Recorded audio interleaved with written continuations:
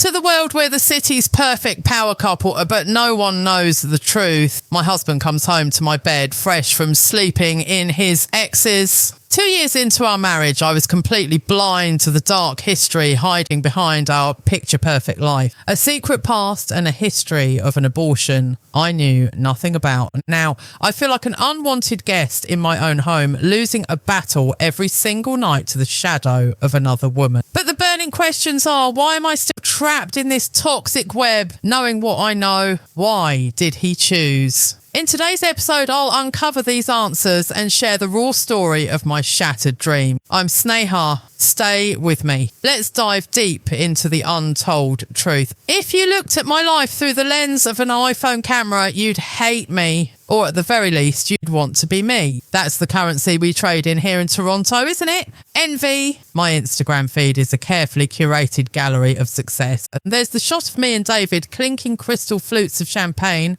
on the balcony of our 42nd floor condo, the CN Tower glowing purple in the background. There's the photo from last month's charity gala.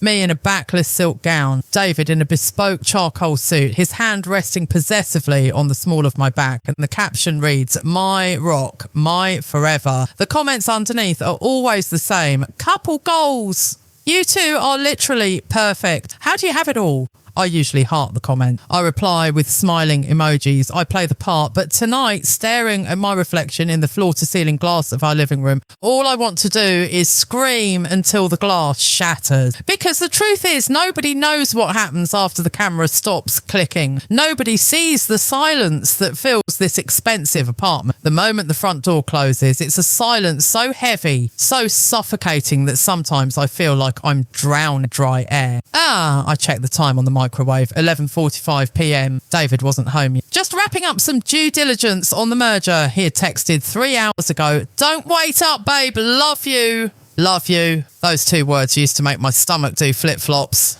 Now they felt like a frantic attempt to cover a crime scene, a band-aid over a bullet hole. I poured myself a glass of red wine, my second or maybe my third tonight, and walked over to the window. The city lights of Toronto were sprawling out below me, a grid of electricity and life. Somewhere out there, amidst the millions of people, was my husband, and somewhere out there I knew with a sickening, gut-wrenching certainty was she. I didn't want to be this woman, the suspicious wife, the insecure, jealous wreck who paces the living room floor while her husband works hard to provide for their future. That's what I told myself for the first 6 months of our marriage. He's ambitious, I'd say. He's building an empire. But intuition is a funny thing. It's a biological alarm system that we as women are conditioned to ignore. We call it being crazy.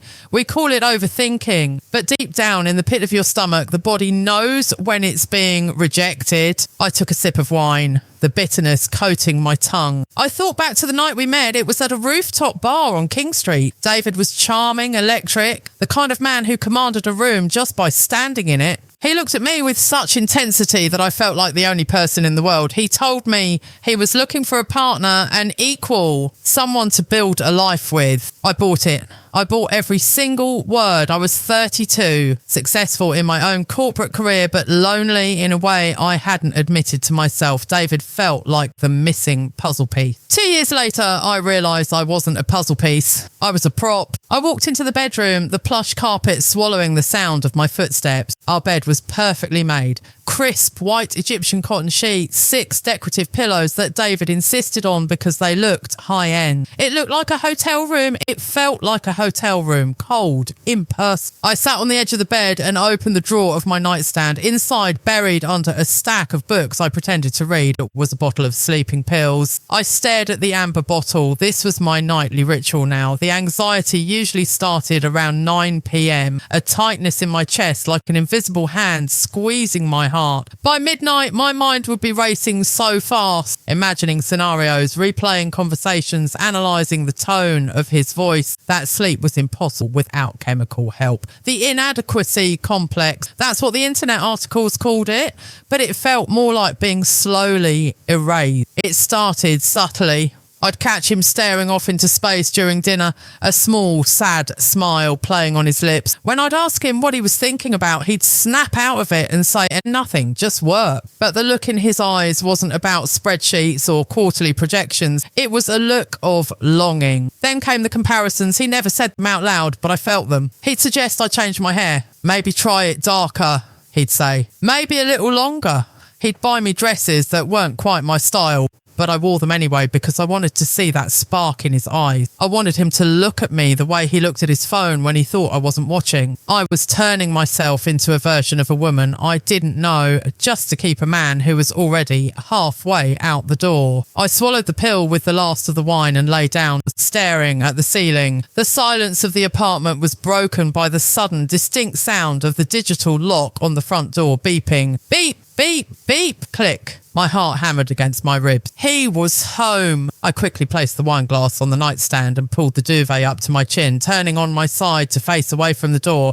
I squeezed my eyes shut. I couldn't face him right now. I couldn't do the performance. I couldn't ask, how was work? And listen to the rehearsed lie he had prepared on the drive over. I heard his footsteps, heavy, tired, but not the tired of a man who has been staring at a computer screen. It was a different kind of exhaustion, the physical drain of exertion. He didn't come into the bedroom immediately. I heard him go into the kitchen, the sound of the fridge opening, water being poured. Then he walked down the hall. He stopped at the bedroom door. I held my breath, my body tense under the sheets. I could feel his eyes on me. Was he checking to see if I was asleep? Was he relieved? Then he did something that made my blood run cold. He didn't come to bed. He went straight to the bathroom and turned on the shower.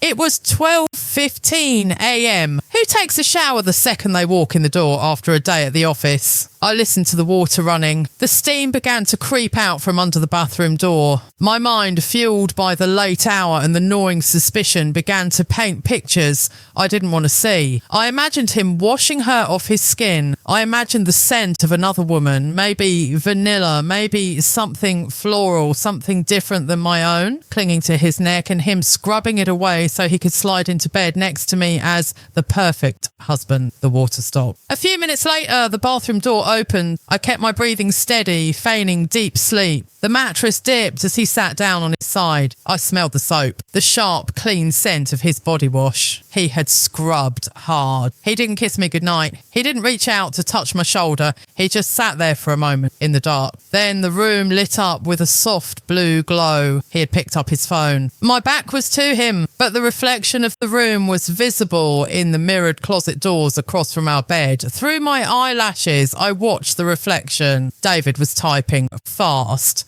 At 12:30 a.m, and then I saw it, a smile, a genuine, soft, unguarded smile that reached his eyes. The kind of smile I hadn't seen directed at me in months. It was a smile of intimacy, a smile of shared secrets. My phone, which was tucked under my pillow, vibrated silently. Not a text for me, but a notification from a synced shared cloud account I had set up months ago for convenience when we bought the new iPad, something he had clearly forgotten about. I waited until he put his phone down, turned off the lamp and settled into the pillow. I waited until his breathing became rhythmic and heavy. Slowly, terrifyingly slowly, I slid my hand under the pillow and pulled out my phone. I dimmed the brightness to the lowest setting. There was a notification from the cloud. A photo had been backed up just minutes ago. My fingers trembled as I tapped the screen. I didn't want to look. I wanted to go back to being the girl in the red dress on the Instagram. I wanted to be the power couple, but I couldn't stop. The image loaded.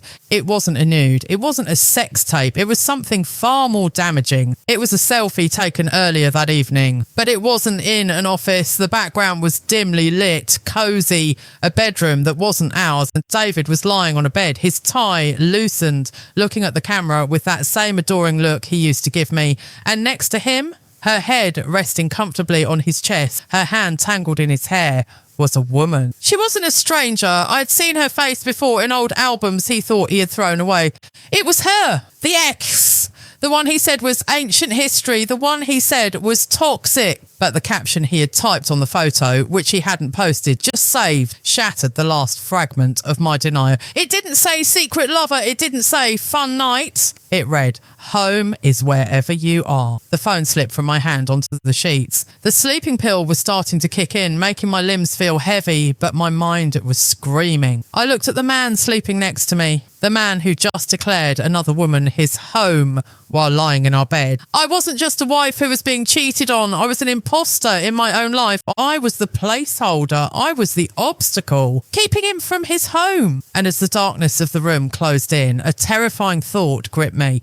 If she is his home, then who am I? And more importantly, what am I going to do when he wakes up? Morning has a cruel way of stripping away the protective numbness of the night. And when the sun hit my face the next morning, piercing through the sheer curtains of our bedroom, I didn't wake up refreshed. I woke up with a headache that throbbed behind my eyes and a heavy, sinking realisation that the nightmare wasn't a dream. The space next to me was empty. The sheets were cold. For a split second, a foolish, hopeful part of my brain thought maybe I imagined it. Maybe the photo, the caption, the late night text. It was all a hallucination induced by the wine and the sleeping pill. Then I heard the whistle of the espresso machine from the kitchen. The smell of roasted coffee beans drifted down the hallway, a domestic, comforting scent that felt like a lie. I dragged myself out of bed. My limbs felt like they were made of lead. I walked into the bathroom and splashed cold water on my face. I looked at the woman in the mirror. She looked the same as she did yesterday, but her eyes were different.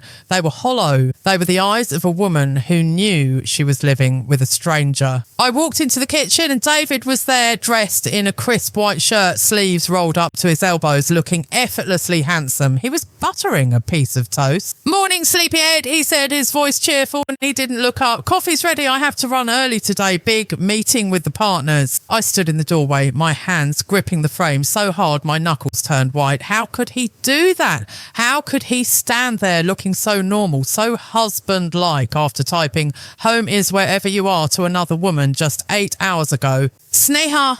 He finally looked up, a frown creasing his forehead. You okay? You look pale. I forced a smile. It felt like physically cracking my face. Just a headache. I lied. My voice sounded thin, brittle. I think I'm coming down with something. I might take a sick day. Oh, babe, he said, walking over and kissing my forehead. His lips felt like a brand. I wanted to recoil, to scream, to push him away, but I stood frozen. Get some rest. I'll text you later. He grabbed his briefcase, grabbed his keys and walked out the door. Click. The lock engaged, and just like that, the performance was over.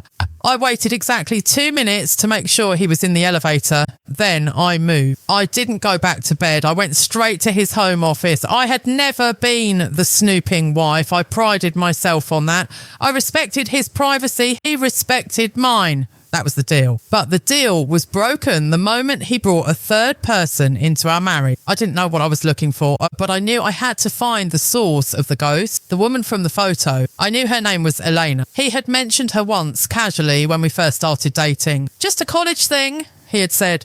We wanted different things. It ended years ago. It hadn't ended. I tore through his desk drawers, tax returns, warranty papers for the TV, old birthday cards from his mum. Nothing. I went to the closet in the guest room, the room we jokingly called the storage unit because it was filled with boxes we hadn't unpacked since the move. There were boxes labelled David College and David Old Apartment. I pulled down a heavy cardboard box from the top shelf. Dust motes danced in the sunlight as I ripped the tape off. Inside it was a time capsule of a life before me. Old textbooks, a deflated football, a stack of concert tickets, and at the bottom, a smaller wooden box. It wasn't locked. My hands trembled as I opened it. The first thing I saw was a photo strip from a photo booth. David, younger, with longer hair, laughing, and Elena. She was beautiful, effortlessly so. Messy hair, no makeup, a radiant smile that reached her eyes. In the last photo of the strip, they were kissing. It wasn't a posed kiss, it was hungry, desperate. I flipped the photo over, us against the world. 2018. That was 5 years before we met. Ancient history, right? But then I saw the envelope underneath the photos. It was from a medical clinic. I shouldn't have opened it. I knew that. This was a a violation of the highest order, but my heart was hammering so hard I could hear the blood rushing in my ears that I pulled out the paper.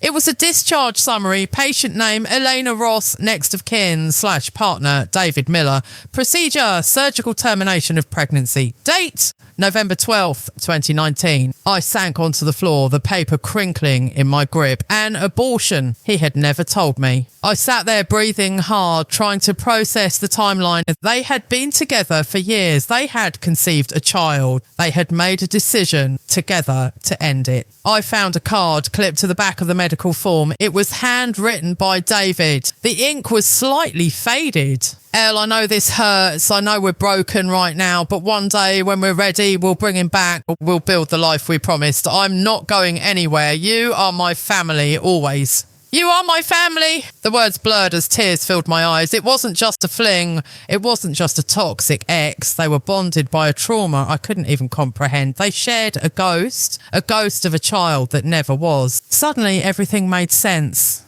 The late night disappearances, the distant looks, the way he sometimes held me but felt a million miles away. He wasn't just cheating on me sexually. He was emotionally grieving with her. He was living out a parallel life where they were the tragic lovers, bound by a secret pact, and I was just the distraction, the safe option, the woman who looked good on paper, who helped him climb the corporate ladder while his heart remained in that clinic waiting room in 2019. I put the papers back. I felt sick.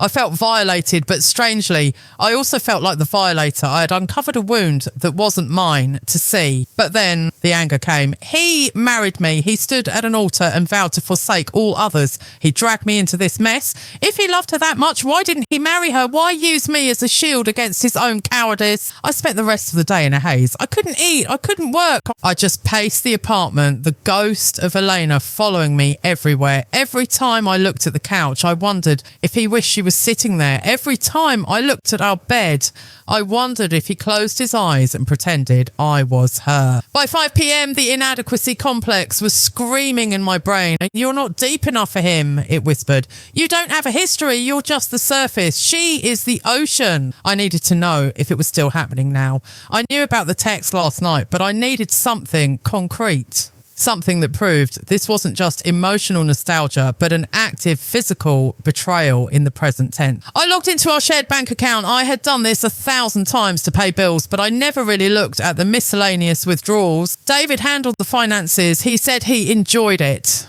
I scrolled through the credit card statement, nothing unusual. Dinners, Uber rides, groceries. Then I checked the checking account, the one we used for the mortgage. There was a recurring transfer, $2,400 every month on the 1st. Recipient, ER Holdings, ER, Elena Ross, $2,400. That was the price of a decent one-bedroom apartment in the city. My blood ran cold. He wasn't just buying her dinner, he was paying her rent. I clicked on the transaction history. It went back 18 months, almost the entire duration of our marriage. I felt the room spin. I grabbed the edge of the desk to steady myself. This wasn't an affair. This was a second life. He was supporting her. He was keeping her. Suddenly, my phone buzzed on the desk, making me jump. It was a text from David. Hey, babe, meeting ran late, dealing with a crisis at the office. Might be home late. Don't wait up for dinner. Love you. A crisis at the office. I looked at the clock. It was 5:30 p.m. I looked at the bank statement again. And then I did something I never thought I was capable of. I opened the Find My Friends app. We had shared our locations when we first got married for safety, but we never checked it. I watched the little blue dot representing David. He wasn't at his office on Bay Street. The dot was moving. It was heading west towards the older, more artistic district of the city, towards Queen West. I zoomed in on the map. The dot stopped. It stopped at a residential building on a quiet street. I grabbed my car keys. I didn't think. I didn't plan. The adrenaline was coursing through my veins, overriding the fear, overriding the pain. I needed to see it. I needed to see her. I needed to see the ghost in the flesh. I drove through the rush hour traffic, my hands gripping the steering wheel so tight they hurt. I felt like I was driving towards my own execution. I pulled up across the street from the building. It was a charming red brick walk-up, the kind of place young artists live, the kind of place David and I would never live because it wasn't luxury enough for his image. I waited. 10 minutes past 20. Then the front door of the building opened. David walked out. He wasn't wearing his suit jacket anymore. His tie was gone. He was wearing a t-shirt I had never seen before, and he wasn't alone. A woman walked out beside him. Elena. I recognised her instantly from the photo, even though she was older now. She looked tired, her hair pulled back in a messy bun, wearing oversized sweatpants. But it was what happened that shattered the last remaining piece of my heart. They weren't kissing, they weren't holding hands like lovers. David was carrying a garbage bag to the curb. Elena was walking beside him, holding a grocery bag. They looked domestic. They looked like a couple doing their evening chores. They looked comfortable. They stood on the sidewalk talking. David laughed at something she said, a full belly laugh that I hadn't heard in years. He reached out and tucked a strand of hair behind her ear. It was a gesture of such tender familiarity that it hurt more than if he had slapped me. Then they turned to go back inside, but before they did, Elena stopped. She put a hand on her stomach. David stopped too. He placed his hand over hers, rubbing her belly gently, a look of concern and adoration on his face. I stopped breathing. My eyes dropped to her midsection. She wasn't just wearing oversized clothes for comfort. Underneath the grey sweatshirt, there was a distinct, undeniable curve. She was pregnant. The world went silent. The traffic noise faded. The only sound was the shattering of my own reality. 5 years ago, they lost a baby. Today, he was rubbing her pregnant belly. Was it his? The question hung in the air, heavy and suffocating. If that baby was his, then my marriage wasn't just a lie, it was a corpse. I watched them disappear back into the building, into their home. I sat alone in my car, gripping the wheel, as a new, terrifying emotion began to rise within me. It wasn't sadness anymore. It wasn't insecurity. It was pure, cold rage. I don't remember driving home. There is a terrifying phenomenon called highway hypnosis, where your brain disconnects from the act of driving, yet your body somehow navigates the turns, the stops, the flow of traffic. That was me. I was a ghost behind the wheel of a luxury SUV, navigating the darkened streets of Toronto while my soul was still parked on that curb in Queen West, staring at the swell of Elena's stomach. When I finally walked into our condo, the silence hit me like a physical blow. It wasn't a peaceful quiet. It was a pressurized, heavy silence, the kind that exists before a tornado touches down. I didn't turn on the lights. I dropped my keys on the marble console table and just stood there, breathing in the scent of our home. Expensive reed diffusers, leather, cold air conditioning. It smelled like success. It smelled like everything I had worked my entire life to achieve. And for the first time, it smelled like a mausoleum. I walked to the floor-to-ceiling windows. My reflection stared back at me, a slender silhouette against the city light. I looked perfect. My hair was sleek, my clothes were designer, my posture was rigid. But in my mind's eye, all I could see was her, Eleanor. She looked tired. She looked messy. She was wearing sweatpants that were pilling at the thighs, and yet she looked real. There was a warmth to her, a chaotic, earthy humanity that I seemed to lack. And David, he looked at her like she was the sun and he was a planet desperate for her gravity. The inadequacy complex that had been whispering in my ear for months suddenly grabbed a megaphone. He doesn't want your perfection, the voice screamed. He wants her mess. He doesn't want your partnership. He wants her dependency. You are the trophy on the shelf, Sneha. Cold, hard, shiny, but she is the home. And now she was the mother of his child. A wave of nausea rolled over me so violently I had to run to the powder room. I fell to my knees in front of the toilet, dry heaving until my ribs ached. And there was nothing in my stomach but bile and betrayal. I stayed there on the cold tile floor, curling into a ball. I wanted to cry, but the tears wouldn't come. Instead, a terrifying numbness began to spread through my limbs. It felt like I was being wrapped in cotton wool, separated from the world, separated from myself. A dissociation. I knew the clinical term. My brain was shutting down to protect me from a pain too great to process. I heard the front door open an hour later. Sneha! David's voice echoed through the hallway. Babe, I'm home. I scrambled up, flushed the toilet and splashed water on my face. I looked in the mirror. My skin was grey. My eyes were wild. Put the mask on, I told myself. Do not let him see you bleed. Not yet. I walked out to meet him. He was hanging up his jacket, the same jacket he had worn while touching her belly. He turned to me, his face a mask of concern. Hey, he said, reaching out. Are you still feeling sick? I texted you, but you didn't reply. He touched my arm. It took every ounce of willpower I possessed not to scream.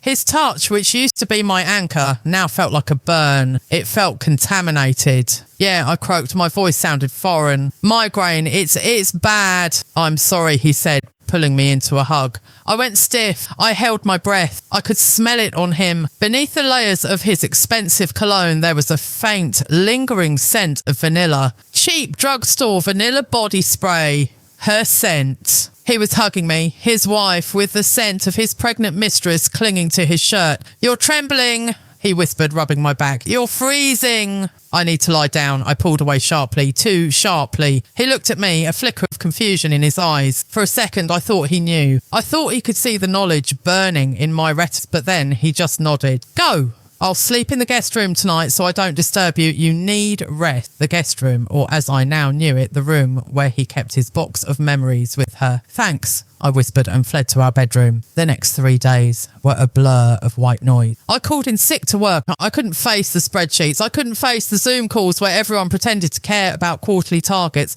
I lay in bed staring at the ceiling while the sun moved across the room. I stopped eating. Food tasted like ash. I stopped answering texts from my friends. "Brunch this Sunday? Are you okay? You've been quiet." I deleted the notifications. They didn't know me. They knew the version of me that existed before this war. That woman was dead. Instead, I became an investigator of my own torture. When David was in the shower, I went through his pockets. When he was asleep, I checked his mileage on the car. I found receipts, nothing incriminating on the surface, a coffee shop in Queen West, a grocery store bill with items we'd never bought, almond milk, decaf tea, prenatal vitamins. Seeing prenatal vitamins on a receipt tucked into his wallet broke something inside me that I didn't know was still intact. He was taking care of her. He was buying her vitamins. He was ensuring the health of the baby that would replace me. The cuckold feeling shifted. It wasn't just sexual anymore. It was existential. I felt like I was watching a movie of my own life where I'd been recast without being told. I was the extra. She was the lead.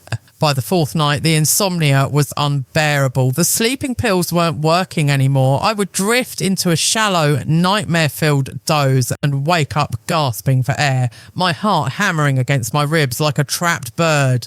A panic attack. They came in waves. First the tightness in the chest, then the tingling in my fingers, then the overwhelming sensation that the walls of the condo were physically closing in on me, crushing me. I was losing my mind, literally. I started hallucinating sounds. I'd hear a baby crying in the middle of the night. I'd sit up sweating, realising it was just the wind howling through the high-rise balcony. I knew I needed help. I knew this was a mental health emergency, but who could I tell? "Hey mum, my perfect husband is having a baby with his ex, and I'm currently lying on the bathroom floor counting tile patterns to keep from screaming." No. The shame was a silencer. It glued my lips shut. On Friday evening, David came home early. He seemed agitated. He was pacing the living room, checking his phone every 2 minutes. "I have to go to Montreal tomorrow," he announced suddenly. "Emergency client meeting. I'll be gone for the weekend." I sat on the couch, wrapped in a blanket, looking at him. Montreal? Or was it a weekend getaway with her? A baby moon? "Okay," I said. My voice was flat, dead. "You sure you're okay to be alone?" he asked, glancing at me. He didn't look worried. He looked guilty. He looked like a man who wanted to alleviate his conscience just enough to leave without baggage. "I'm fine," I lied. He left the next morning at 6 a.m. As soon as the door closed, I got up. I felt a surge of manic energy. The depression had shifted into something else, a frantic need for confirmation. I couldn't live in the grey area anymore. I needed to see the black and white truth. I went into his home office. I knew he kept a backup hard drive in the bottom drawer. He was meticulous about data backups. I plugged the drive into my laptop. I bypassed the password. He used his mother's birthday. Predictable. I scanned the folders, financials, clients, photos. I clicked on photos. There was a folder named D_personal, created 2 months ago. I opened it. The screen filled with thumbnails. They weren't dirty photos. They were worse. They were ultrasound scans. Baby Miller Ross, gestational age, 16 weeks. 16 weeks, 4 months. I did the math. 4 months ago, David and I were in Italy for our anniversary. We were happy. We were posting photos of gelato and sunset. And he was texting her. He was sleeping with her before we left or immediately after we got back. I clicked on the next file. It was a video. I shouldn't have played it, but my finger clicked the mouse before my brain could stop it. The video opened. It was shaky, shot on a phone. It was in a dimly lit room, that bedroom. Elena was sitting on the bed, laughing, holding up a tiny yellow onesie. David's voice came from behind the camera. "It's perfect, Elle. He's going to look great in it." "Hey!" Elena laughed, her face glowing. "You really think it's a boy?" I know it is, David said. His voice broke with emotion. We're getting a second chance, Elle, I promise you. I'm going to make this right. I'm going to fix everything. The video ended. The silence in the room was absolute. I'm going to fix everything. Fixing everything meant removing the mistake. And in this equation, I was the mistake. He wasn't just cheating. He was planning an exit strategy. He was building a new life brick by brick behind my back while I sat here worrying about being a good wife. I closed the laptop. My hands were shaking so hard I couldn't feel my fingertips. The air in the room felt thin, like I was on top of a mountain. I stood up, but my knees buckled. I fell onto the rug. The panic attack hit me with the force of a freight train. This wasn't like the others. My throat closed up completely. I gasped for air, but my lungs refused to inflate. My vision started to tunnel. Black spots danced in front of my eyes. I'm dying, I thought. My heart is actually stopping. I clawed at the carpet, trying to ground myself, trying to find a tether to reality, but reality was the horror. Reality was the video. I rolled onto my back, staring at the ceiling, gasping, wheezing. The room spun, and then, through the haze of panic, a thought crystallized in my mind. Cold, sharp, dangerous. I wasn't going to die on this rug.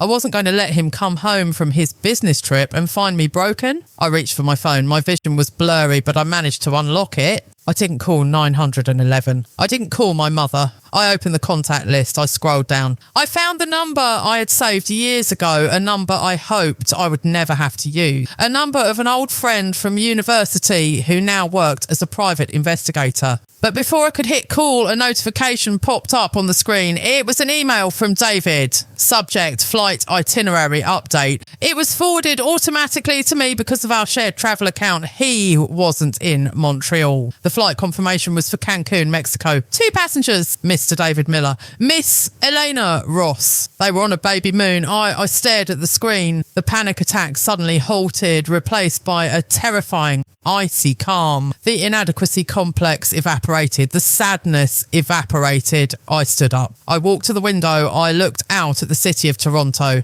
He thought I was weak. He thought I was the safe option who would stay home and cry while he lived his double life. He was wrong. I went to the bathroom. I looked at myself in the mirror. I wiped the sweat from my forehead. I fixed my hair. You are not a victim, I whispered to my reflection. You are the wife. I walked back to the living room. I picked up the phone. I didn't call the PI. Instead, I dialed the number for the locksmith. Hi, I said, my voice steady, devoid of any emotion. I've lost my keys. No, actually, I need to change the locks. All of them. Today. I hung up. I walked to the closet and pulled out a suitcase. Not for me, for him. If he wanted to leave, I was going to help him pack, but he wasn't going to take just his clothes. He was going to take the wreckage he made. I zipped open the suitcase, but as I reached for his first suit to throw it in, my phone buzzed again. It was a text from an unknown number. My heart stopped. I picked it up. There was no text, just an image. It was a photo of me taken today. Through the window of my own living room, I was standing there holding the phone, and the message underneath read, I know you're watching us, but you're too late. Fear is a cold thing. It doesn't burn like anger or ache like sadness. It freezes you. I stood there in the centre of my living room, the phone slippery in my sweaty palm, staring at the photo of myself on the screen. The image was grainy, taken from the street level, looking up into my illuminated window. I looked small, vulnerable, like a specimen in a glass jar. I know you're watching us, but you're too late. I read the text again and again. My first instinct was to run to the window and look out, to scream, to confront whoever was down there. But the logical part of my brain, the part that had managed billion-dollar portfolios before my life fell apart, slammed the brake. Don't let them see you panic. I slowly backed away from the window, out of the line of sight. I crawled on my hands and knees across the expensive Persian rug until I reached the wall switch.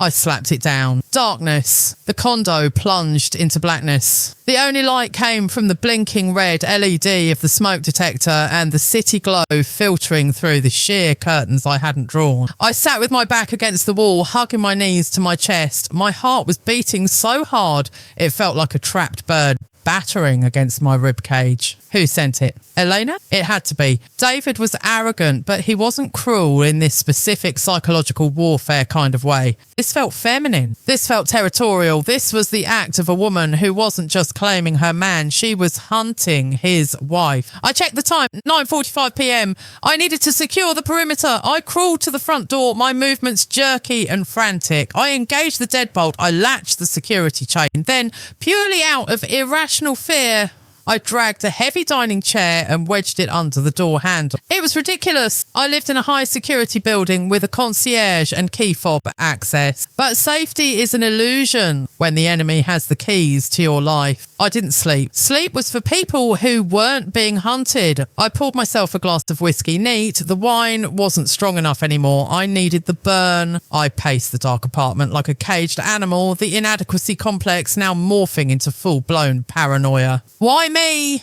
The question kept looping. Why torture me? If they want to be together, just leave. File for divorce. Why the games? Why the humiliation? I sat on the floor of the master bedroom, surrounded by the shadows of the life I thought I owned. I opened my laptop again, keeping the screen brightness low. I started researching, not about affairs, about gaslighting, about narcissism, about sociopathy. I read stories of women who were driven to madness by their husbands, women who were made to believe they were the crazy ones until they were institutionalized, leaving the husband free to start over with the mistress. Was that the plan? Drive Sneha crazy, make her look unstable so David gets the assets, the sympathy and the freedom. The whiskey burned a hole in my stomach, but it sharpened my focus. Time crawled, 11 p.m, 12:30 a.m, 1:15 a.m. The silence of the apartment was deafening. Every creak of the floorboards sounded like a footstep. Every hum of the refrigerator sounded like a whisper. Then came the hour of the wolf, 2 a.m. The city outside was finally quiet. The traffic on the Gardner Expressway had thinned to a hum. I was sitting on the edge of the bed, staring at my phone, willing it not to ring, yet desperate for a connection to the reality I had lost. And then it lit up. The sudden brightness in the dark room was blinding. I flinched. My heart hammered. It wasn't a text. It wasn't a call. It was a notification from an app I hadn't opened in 6 months. Smart home manager, motion detected, the nursery. I froze. The nursery? We didn't have a nursery. We didn't have kids. Our spare room was a guest room. My fingers trembled as I tapped the notification. It opened the app. I realised what it was. About 8 months ago, David had bought a high-end baby monitor system as a gift for his sister's baby shower. He had set it up on his phone to test it before wrapping it. He must have used our shared Google account login, and now that camera was online. It wasn't at his sister's house. The label in the app had been changed from test to the nursery. I stared at the screen. The video feed loaded. It was buffering, spinning. Then the image snapped into focus. It was a night vision feed, grainy, green tinted, but sharp. It wasn't an empty room. I saw a bed. A hotel bed. The sheets were rumpled. There were suitcases in the corner. David's distinct aluminum carry-on. They weren't in a nursery. They had brought the portable camera with them to Mexico. Why? Maybe to watch the room while they were out, maybe to keep an eye on their valuables, or maybe they just forgot it was still plugged in and running. The camera was facing the bed. And they were there. David was lying on his back, shirtless, one arm thrown over his eyes. Elena was propped up next to him, wearing a silk robe, rubbing lotion on her arm. The audio feed crackled to life. I held my breath. I pressed the phone to my ear, my hand shaking so violently I had to use both hands to steady it. I was a voyeur in my own husband's betrayal, worried about her. Elena's voice came through. It was soft, raspy. Don't be... David mumbled. He sounded exhausted. She's not going to do anything. Sneha is passive. She's a rule follower. She'll cry. She'll call her mum, but she won't fight. Hearing my name in that room, thousands of miles away, spoken with such casual dismissal, felt like a knife twisting in my gut. A passive rule follower. She sent me a text, Eleanor said. Oh, I think she saw the photo. Stop poking the bear, Elle, David sighed, shifting on the bed. I told you, let me handle the exit. We need the timing to be right. I'm tired of waiting, Dave, Elena snapped. Her voice grew sharper. I'm 16 weeks pregnant. I don't want to be showing while you're still playing house with her. It's humiliating. It's not playing house, David said, removing his arm from his eyes and turning to look at her.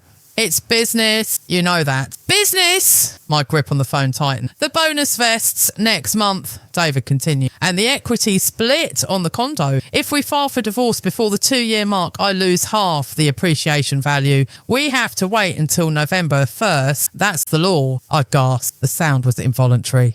November 1st. That was 3 weeks away. He wasn't waiting because he was confused. He wasn't waiting because he cared about my feelings. He was waiting for a calendar date so he could maximise his profit from our divorce. He was calculating the ROI of our marriage ending. 3 weeks, Elena whispered. She ran a hand through his hair. And then she's gone. Completely, David promised. He reached out and touched her cheek. I'll give her the car, maybe a bit of cash to keep her quiet. She's proud.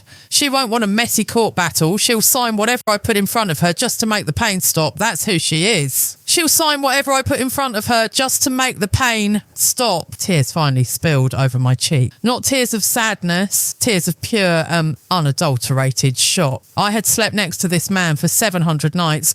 I had folded his laundry. I had nursed him when he had the flu. I had loved him with every fibre of my being. And he had analysed me like a distressed asset. He had banked on my pain. He was counting on my broken heart to be his leverage. I love you, Elena cooed. She leaned down and kissed him. Oh, I love you too. And him, David said, placing a hand on her stomach. Now turn off the light. We have an early flight tomorrow. We need to be back before she gets suspicious. She's clueless, Dave. She has no idea. Elena reached toward the nightstand. The screen went black. Connection lost. I sat there in the dark, the silence of the condo returning, but everything had changed. The atmosphere in the room shifted. The air felt charged, electric. The fear was gone. The inadequacy complex was gone. Because you only feel inadequate when you're comparing yourself to someone you admire. And in that moment, listening to the man I married plan my destruction for the sake of condo equity, I didn't admire him. I loathed him. I stood up. My legs were steady. I walked to the bathroom and turned on the harsh vanity lights. I looked at the woman in the mirror. Her eyes were red. Her hair was a mess, but there was a fire burning behind her pupils that hadn't been there before. Passive? Rule follower? I wiped the tears from my cheeks with the back of my hand. He thought he knew me. He thought he knew Sneha, the corporate wife, the pleaser, the woman who would fade quietly into the background to save face. But he forgot one thing. I managed risk for a living. I dealt with sharks on Bay Street every single day. I knew how to read a contract, and I definitely knew how to spot a breach. He wanted to wait until November 1st. He wanted to play business. Okay, David, I whispered to the empty room, a cold smile touching my lips. Let's do business. I wasn't going to just divorce him. I wasn't going to just leave. He wanted to take my dignity. I was going to take his empire.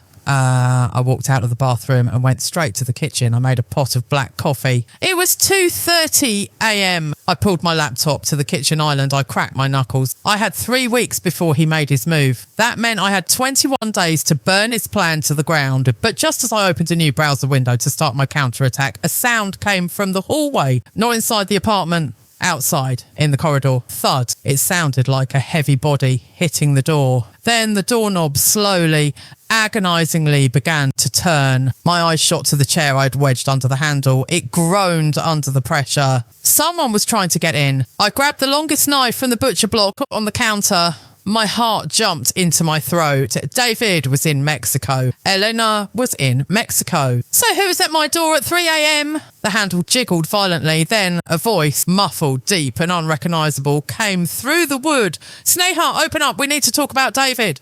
I didn't open the door. I'm not the girl in the horror movie who opens the door. I'm the woman holding a 10-inch chef's knife, standing in the dark, calculating the angle of entry if the wood splinters. Who are you? I demanded. My voice was steady, louder than I felt. I pressed my shoulder against the doorframe, feeling the cold metal of the deadlock against my spine. My name is Ryan, the voice said. It was ragged, breathless. I'm Elena's fiancé or ex-fiancé. Look, I know about the baby. I know about Mexico. I saw your car parked outside her building the other day. I saw you watching them. My grip on the knife loosened just a fraction. Elena's fiancé, the narrative David had built, the tragic star-crossed lovers reunited by fate, was unravelling in real time. Elena wasn't pining for him in a tower. She had a fiancé. She was playing a double game too. I'm going to slide my ID under the door, Ryan said. Please, I have proof. I think they're planning to ruin us both. A moment later, a plastic card slid across the hardwood floor. I picked it up. A jagged beam of light from the street lamp outside hit the laminate. Ryan J. Hayes, architect. He looked normal. He looked kind. I looked at the chain lock. I looked at the knife. I made a decision. Back away from the door, I commanded. Hands where I can see them. I unlocked the deadbolt. The sound was like a gunshot in the quiet hallway. I opened the door 3 inches, keeping the chain engaged. He was standing there. He was soaking wet. It had started raining while I was in my trance of rage, and he looked like a man who had been hollowed out. His eyes were red-rimmed. He held a manila envelope in his hand. I don't want to hurt you, he whispered. I have nobody else to talk to. She blocked me. He blocked me. They took my dog. They took the apartment lease. I undid the chain. Oh, come in, I said. Ryan walked into my pristine, cold living room and dripped rainwater onto the Persian rug. And he didn't look at the luxury. He looked at me, and in his eyes, I saw a mirror reflection of my own soul. The shock, the betrayal, the feeling of being discarded like trash. We sat at the kitchen island. I poured him a whiskey. He drank it in one gulp. She told me it was my baby, Ryan said, staring at the empty glass. For 2 weeks, she showed me the test. We celebrated. We named him. He laughed, a bitter, broken sound. Then she meets David for coffee, comes back 3 hours later, packs a bag and tells me she's confused. Says the baby might not be mine. Says David offers security that I can't match. He looked up at David isn't just her lover, Sneha. He's her retirement plan. He pushed the envelope across the counter. I opened it. It wasn't love letters. It was financial planning. Ryan had found it in the trash before she left. It was a printout of my assets, my salary, my stock options, the estimated value of my jewellery, the equity in the condo. There were notes in the margins in David's handwriting. Liquidate post-Nov 1. Claim emotional distress to lower settlement. Sneha unstable history. Leverage anxiety meds. I stared at the words unstable history. He was planning to use my anxiety, the anxiety he caused, to paint me as mentally unfit in court. He wanted to gaslight me into a breakdown so he could walk away with the money to fund his new life with Eleanor. Something inside me snapped. But it wasn't a snap of breakage. It was the snap of a lock falling into place. For months I'd been asking, why am I not enough? I had been mourning the loss of his love. I had been trying to fix myself to be prettier, quieter, more accommodating. But looking at these papers, I realised the truth. The awakening washed over me like ice water. This wasn't about love. It never was. David didn't love Elena. He loved the ego boost she gave him, and he didn't hate me. He just saw me as a resource to be mine. I wasn't a wife to him. I was an ATM. And you don't cry when someone tries to rob an ATM. You call security. Ryan, I said, my voice eerily calm. Do you want revenge? He looked up, surprised by the shift in my tone. I wanted to hurt like I hurt. No, I corrected him. Hurt is temporary. We're going to do something permanent. We're going to take away the one thing they both care about more than each other. What's that? The money. Ryan left at 5 a.m. We had a plan. I didn't go to sleep. The sun came up over Lake Ontario, painting the sky in violent shades of orange and purple. I stood on the balcony drinking coffee, feeling the cold wind on my face. I felt powerful. The inadequacy complex was dead. Love Elena. He loved the ego boost she gave him, and he didn't hate me. He just saw me as a resource to be mine. I wasn't a wife to him. I was an ATM.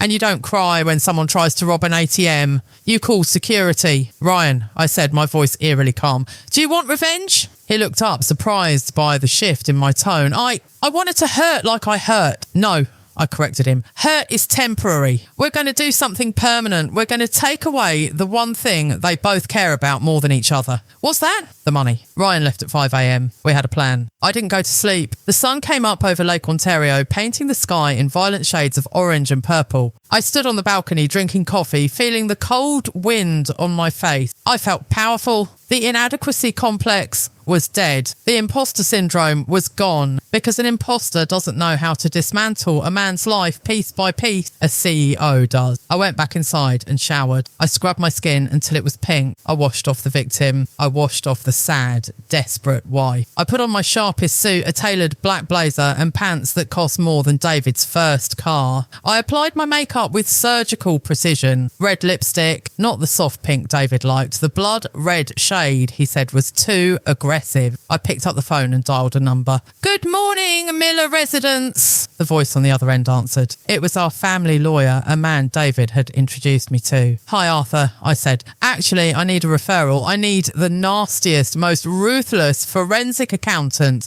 and divorce litigator in the city. Someone who eats sharks for breakfast." Arthur paused. "Sneha? Is everything okay?" "Everything is perfect, Arthur. I'm just doing some restructuring." By 10 a.m, I was sitting in a glass-walled conference room in the financial district. Across from me sat a woman named Jessica. She had silver hair, glasses on a chain, and a reputation for destroying unfaithful husbands. I laid it all out: the baby monitor recording, the bank transfers to Eleanor, the November 1st deadline, the notes about my mental health. Jessica listened without blinking. When I finished, she took off her glasses and smiled. It was a predator's smile. "He wants to play the November 1st game," she said. "Okay. We can beat him to the punch, but we have to move fast. We need to freeze the assets before he gets back. We need to file for divorce today on the grounds of adultery and fraud. And we need to serve him the papers in a way he'll never forget." "No," I said, interrupting her. Jessica looked surprised. "No? If we file today, he stays in Mexico. He hides money. He spins the narrative." I leaned forward. "I want him to come home. I want him to think he's safe. I want him to think his plan is working. I want him to walk into that apartment thinking he has 3 weeks to destroy me. And then, I smiled, I want to drop the guillotine." I spent the next 2 days in a frenzy of activity. I went to the bank. I opened a new account solely in my name. I transferred exactly half of our joint savings down to the penny. I left him his share. I wasn't a thief. I was just settling the accounts. I visited a storage unit. I moved my grandmother's jewellery, my passports and the hard drives with the evidence. I went to my doctor. I told him everything. "I need it on record," I said, "that I am sane, stable and responding appropriately to extreme marital trauma. I need you to document that I am not having a breakdown." He wrote the report. "Patient is lucid, articulate and demonstrating remarkable resilience." Take that, David. By Sunday night, the apartment looked exactly the same as he had left it. The nursery camera was still running, but I'd put a piece of tape over the microphone so he couldn't hear me. I checked the flight tracker. Flight AC 987 from Cancun landed. They were back. My phone buzzed. A text from David. "Landed safely, exhausted. Customs is a nightmare. Can't wait to come home to you. Love you." I typed back. "Can't wait, dinner is waiting." I set the table. I lit the candles. I put on the dress he bought me, the one that wasn't quite my style.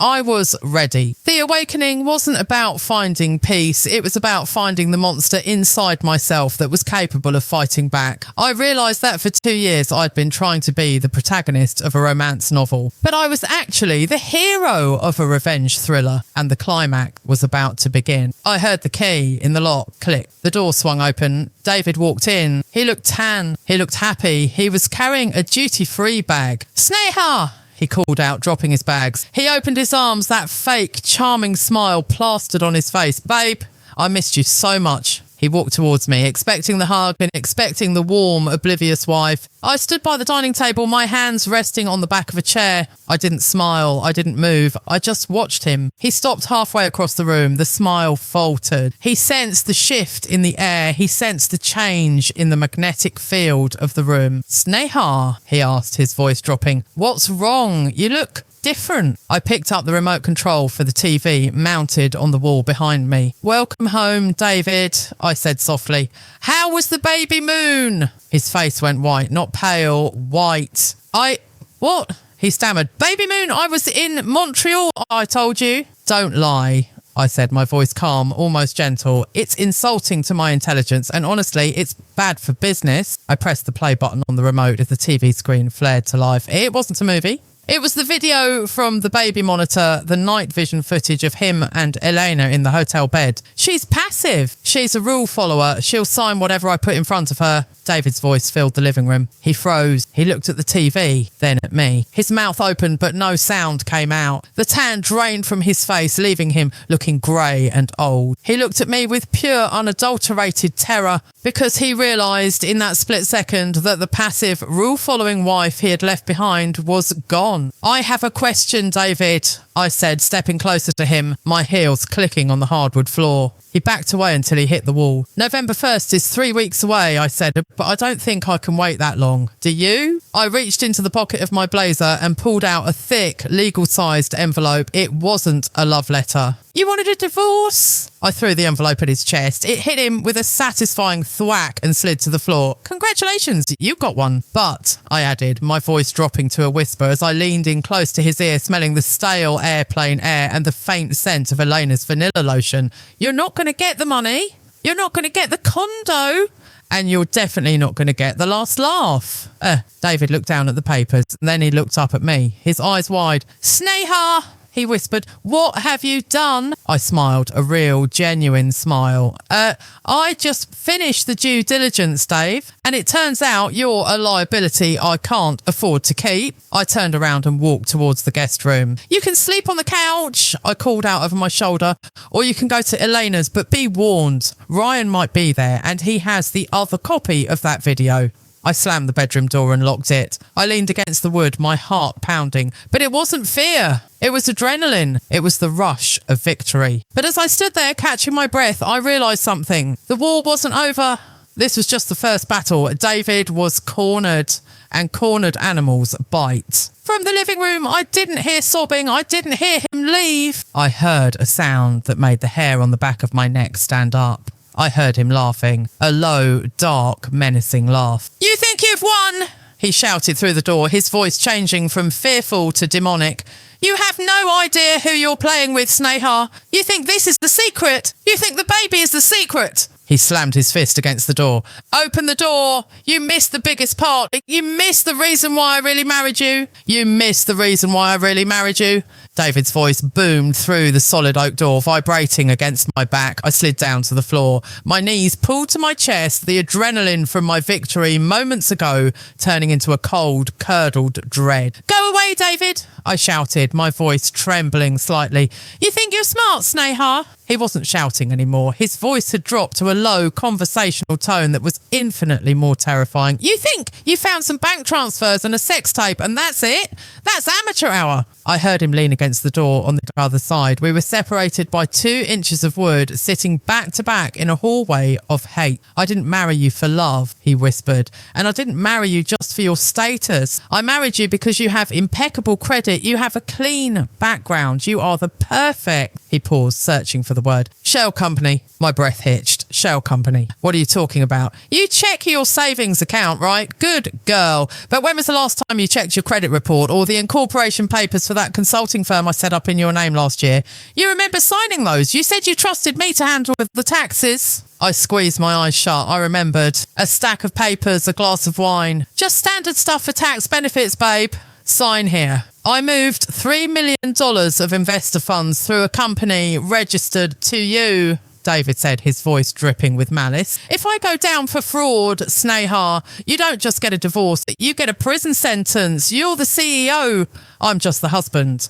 He laughed again. So go ahead, leak the video, call the lawyers. But if you burn me, you burn yourself. We are handcuffed together, darling. And unlike you, I know how to swim in sewage. Silence. I sat there, the blood draining from my face. The victory I felt 10 minutes ago evaporated. This was the checkmate. He hadn't just cheated on my heart. He had weaponized my identity. He had framed me before he even betrayed me. I didn't sleep that night. I sat in the guest room staring at the wall while David slept in our bed. He slept soundly. He knew he had won. He knew fear would keep me quiet. The next morning, the sun rose over Toronto with a mocking brightness. I walked into the kitchen. David was there, drinking coffee, wearing his suit. He looked refreshed. The fear from last night was gone, replaced by his usual arrogance. Tonight is the partners' dinner, he said, and not even looking up from his iPad. 7 p.m. The managing directors are coming and the new investors. I stared at him. You expect me to host a dinner party? I expect you to play your part, he said, taking a sip of coffee. Unless you want me to tell the investors that the irregularity in the funds came from your shell company. I'm sure the RCMP would be very interested in your signature on those documents. He stood up, walked over to me and kissed me on the cheek. It felt like a slimy slug trailing across my skin. Wear the red dress, he whispered. Smile, be the perfect wife. We get through tonight. night, we secure the funding, and then maybe I'll be generous with the divorce settlement, but if you make a scene, I'll make sure you give birth to your first child in a federal prison. He walked out.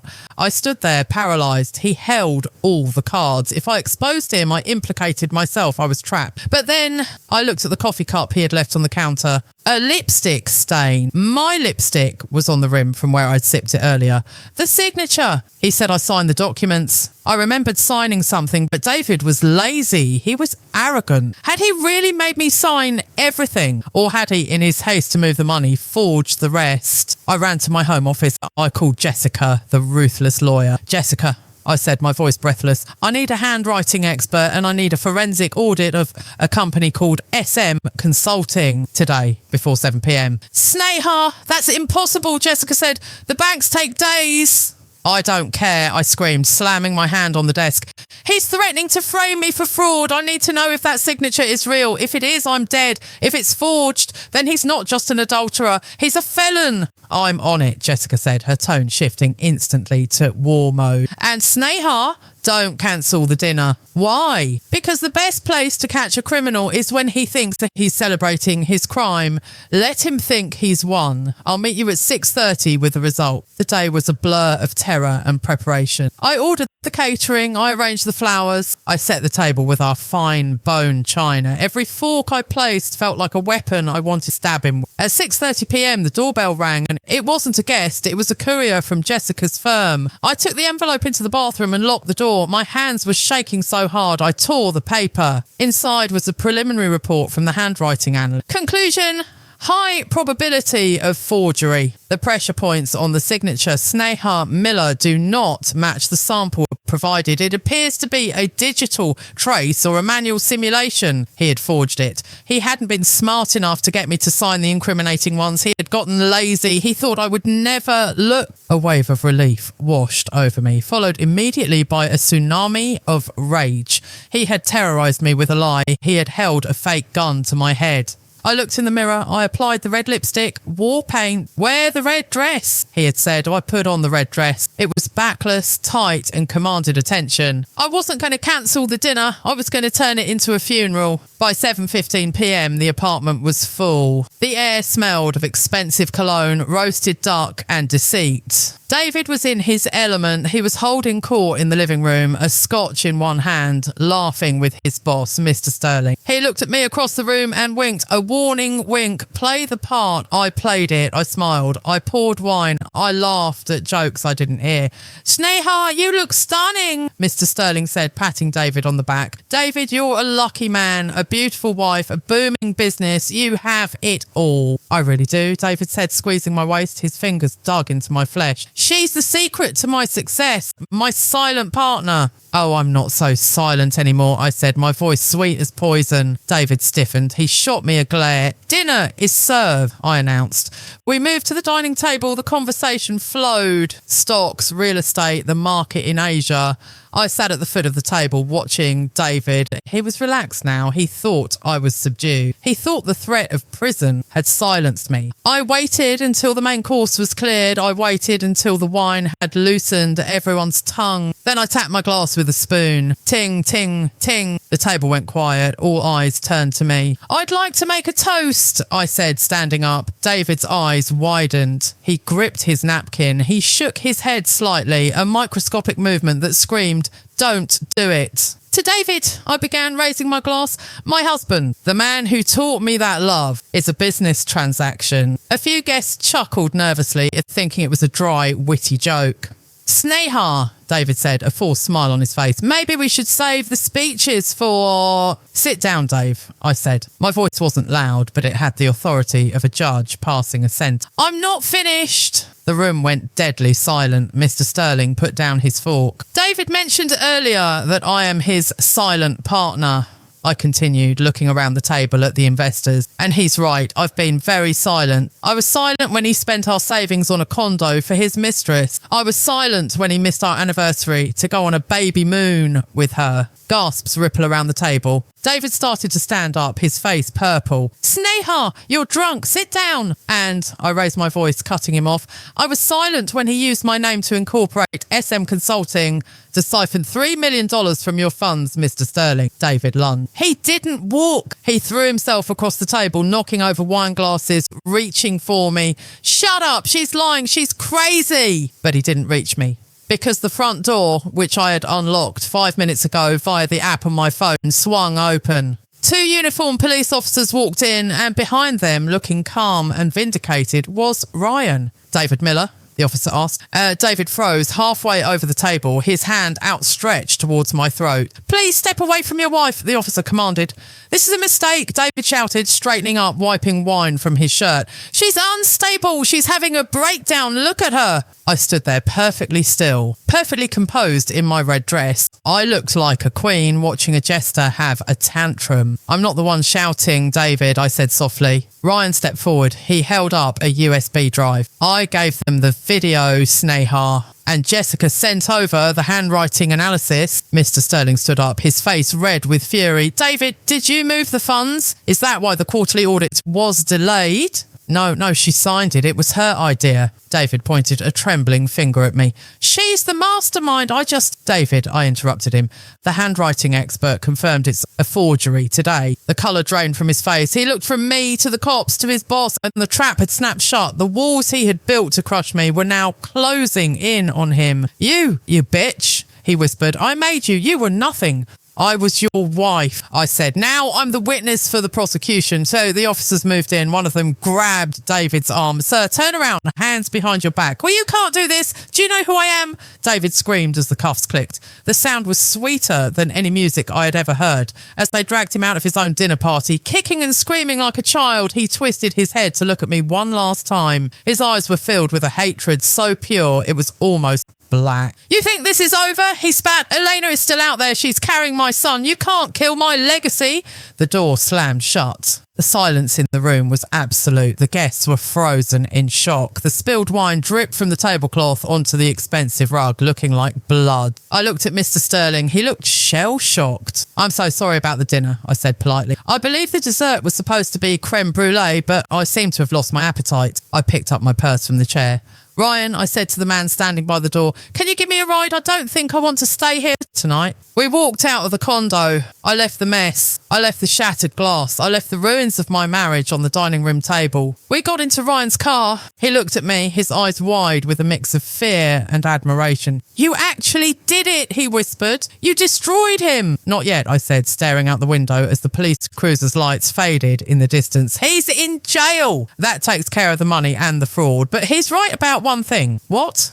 Eleanor, I said. She's the one who started this. She's the one who invaded my home. David is gone, but she thinks she's won because she still has the baby. She thinks she's the last one standing. I turned to Ryan. My eyes were dry. My heart was cold. Take me to Queen West, I said. Now, Ryan asked. It's midnight. Exactly, I smiled. The witching hour, it's time to pay a visit to the other woman. I have one last message to deliver, and I want to do it face to face. The drive to Queen West felt like moving through a vacuum. The city of Toronto was asleep, unaware that one of its shiny high-rise towers had just been the stage for a Greek tragedy. Ryan drove in silence. His knuckles were white on the steering wheel. Every few minutes he would glance at me as if checking to see if I was going to shatter into a million pieces. But I felt solid. For the first time in 2 years, I wasn't made of glass. I was made of iron. What are you going to say to her? Ryan asked as we turned onto Queen Street. The neon signs of closed bars reflected on the wet pavement. I don't know, I admitted, looking out the window. I just know I can't close the book until I read the last page. We pulled up to the red brick building. It looked smaller than I remembered, less intimidating. When I had parked here days ago,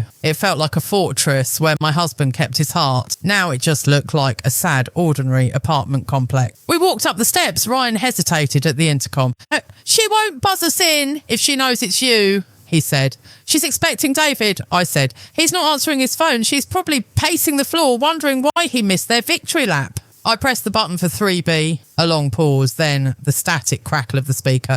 Dave, finally, I've been calling you for 2 hours. Her voice was tight, anxious. I didn't speak. I just pressed the button again. Buzz. The door unlocked. She thought I was him. She thought her knight had returned from slaying the dragon. She had no idea the dragon was walking up the stairs. We climbed to the 3rd floor. The hallway smelled of old carpet and cooking spices. I could hear music coming from inside, soft jazz. She had set the mood. The door flew open before I even knocked. Dave, seriously, you can't just go radio silent. Elena stopped. The colour drained from her face so fast it looked painful. She stood in the doorway wearing a silk slip dress that clung to the curve of her pregnancy. Her hair was done up. She looked beautiful. She looked like the woman David wanted me to be. But when her eyes landed on me, standing in my red war paint dress, flanked by her ex-fiancé, her beauty collapsed pure terror. Sneha, she whispered. Then she looked at Ryan. Ryan, what is this? She tried to slam the door. I was faster.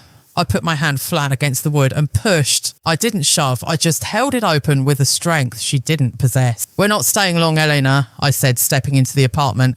I just came to drop off something David left behind. She backed away, stumbling over a pair of shoes. Get out, I'm calling the police. The police represent the only reason I'm here, I said calmly. I walked into the living room. It was cosy. There were candles burning. A bottle of sparkling cider was on ice. 2 glasses. She was celebrating the end of my marriage.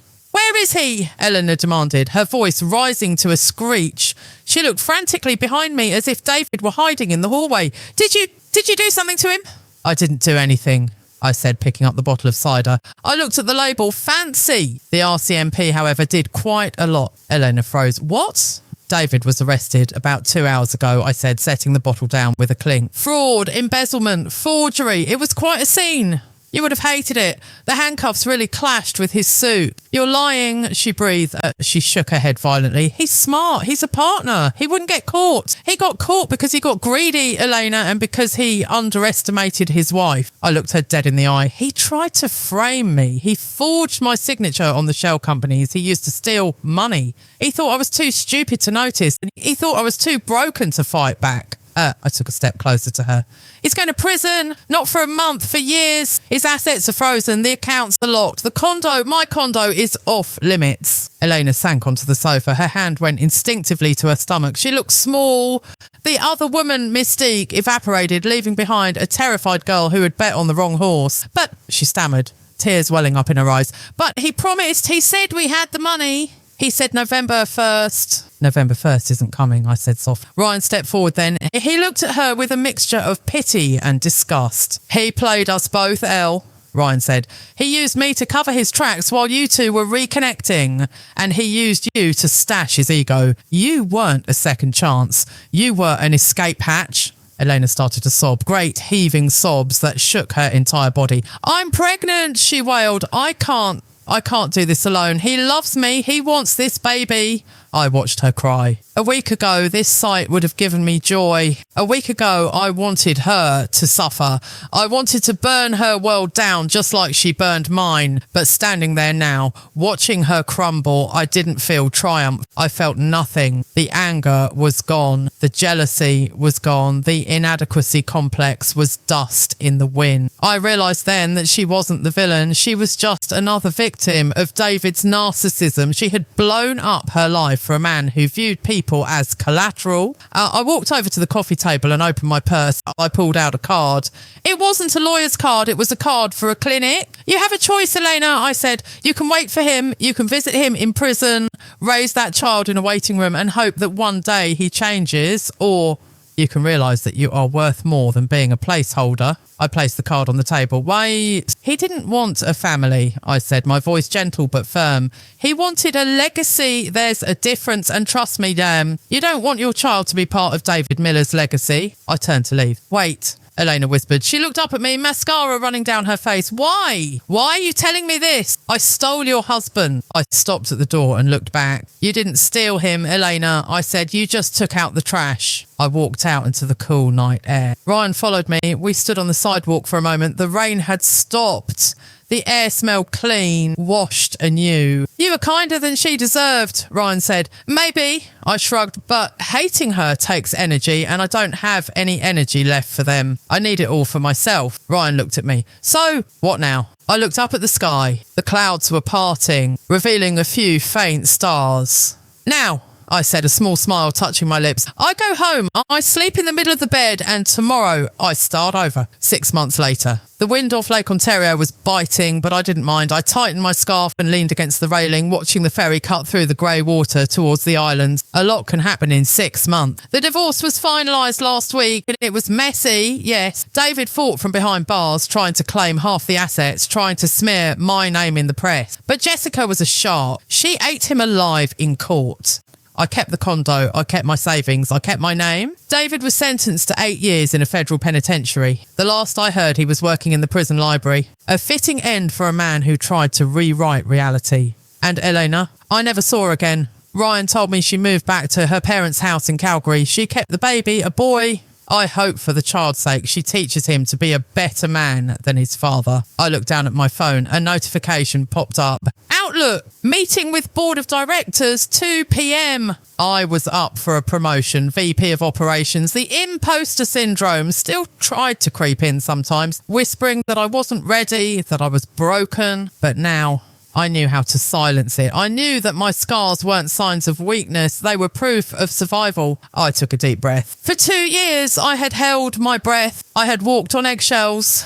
I had suffocated slowly in a house that wasn't a home, trying to please a man who couldn't be pleased. But this breath, this cold, sharp Canadian air filling my lung, this was mine. I wasn't a wife. I wasn't a victim. I wasn't a power couple. I was just Sneha. And for the first time in my life, that was more than enough. I turned away from the lake and started walking back towards the city. The sun was breaking through the clouds, hitting the glass skyscrapers, making them glitter like diamond. My phone buzzed again. A text from a number I didn't recognise. Hi Sneha, it's Ryan. Just wanted to say I passed the architecture exams, finally opened my own studio. I owe you a coffee or maybe a drink. Let me know. I looked at the message. I smiled. I didn't reply immediately. I put the phone in my pocket. There was time for coffee. There was time for dates. There was time for love. But right now I had a meeting to crush. I adjusted my coat, lifted my chin and stepped into the rhythm of the city. My heels clicked on the pavement, a steady, confident beat. Click, clack, click, clack. It was the sound of a woman walking into her future. The story of the uninvited guest was over. The story of Sneha had just begun.